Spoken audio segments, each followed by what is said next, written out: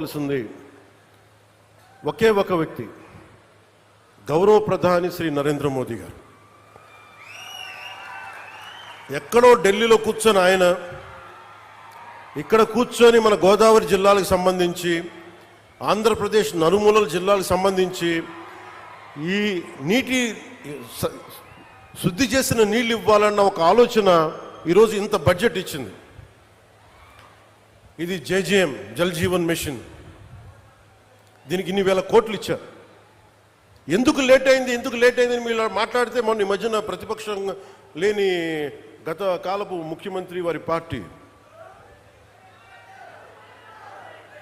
వాళ్ళు మాట్లాడుతూ ఉంటారు. అంటే వాళ్ళకి ఈ సందర్భంగా ఒకటే తెలియజేయాలనుకుంటున్నా, మీరు అధికారంలో ఉన్నప్పుడు మీ బెదిరింపులకి మేము భయపడలేం. మీరు అధికారంలో ఉన్నప్పుడు మీరు చేసే దౌర్జన్యాలకి మేము భయపడలేం. అలాగే మిమ్మల్ని తగ్గించడం కూడా నాకు ఇష్టం లేదు.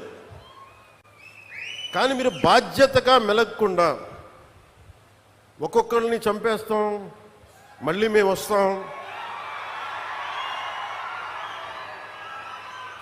అని మీరు పిఠాపురం లాంటి చోట కూడా మీరు చిన్నపిల్లల మధ్యలో కాస్ట్ ఫీలింగ్స్ పట్టుకొస్తే మిమ్మల్ని, మీ అధోగతికి నేను ఏం మాట్లాడను, మీ దిగజారుడుతనానికి నేను ఏం మాట్లాడను. ప్రకృతిని ప్రేమించేవాడు, తల్లిదండ్రులను గౌరవించేవాడు చేసే పనులా ఇవి? పిల్లలకి కులాలను పట్టుకొస్తామా, ఆపాదిస్తామా? వేరే దారులు లేవా మీకు పాలిటిక్స్ గురించి మాట్లాడడానికి? సిగ్గుందా ఒక్కొక్కరికి అలా చేసేవాళ్ళకి? మాకు నోరు లేదనుకుంటున్నారా?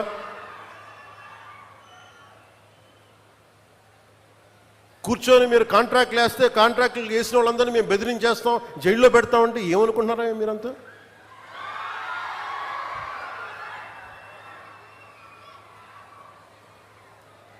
మేమేం మాటలా గుర్తుపెట్టుకోండి. అలా బెదిరించే సమూహం ఎవరైనా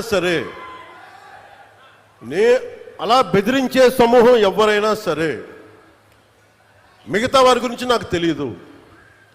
పవన్ కళ్యాణ్కి అధికారం ఉన్నా అధికారం లేకపోయినా పవన్ కళ్యాణ్ ఎప్పుడు పవన్ కళ్యాణ్ లాగే ఉంటాడు, భయపడ్డం. చాలా ఇంట్లోంచి బయటకు వచ్చేటప్పుడు తిరిగి వెళ్తాం లేదు అని డిసైడ్ అయ్యే వస్తాం. అందువల్ల మీ ఆకు రౌడీలు కానీ, అలాగే చెప్తున్నా, ఏదైనా మాట్లాడితే అధికారులు కూడా భయపడుతున్నారు. ఎందుకు భయపడుతున్నారంటే చెవుల్లో చెప్తారు, అదే సార్ వాళ్ళ వెనక చాలామంది రౌడీలు ఉంటారండి, కిరాయి హంతకులు ఉంటారంటే, మీకు కరెక్ట్గా యోగి ఆదిత్యనాథ్ లాంటి ట్రీట్మెంట్ కనుక ఒక్కొక్కడికి ఇస్తే, ఒక్కొక్కడికి రౌడీజం అంటే కాలు కీలు తీసి